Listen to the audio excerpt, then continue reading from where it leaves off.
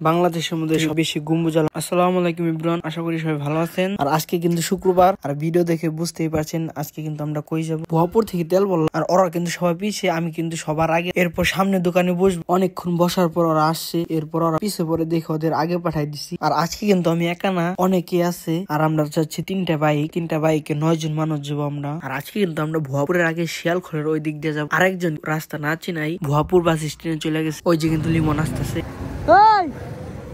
ইন্দা ঢুকলি কে? অম্বুরতে ঢুকতাম। ইন্দা ঘুরাও বেশি। এই বুকাচোদা কিন্তু রাস্তা না চিনে এখানে দাঁড়ায় আছে। ইন্দা ঘুরাও বেশি, অম্বুরতে ঢুকি। এটাতে? হ্যাঁ। ইন্দে কয় কিলো দেওয়া আছে না? এমনি আছে না? দাঁড়া দেখেন দিয়ে কয় কিলো?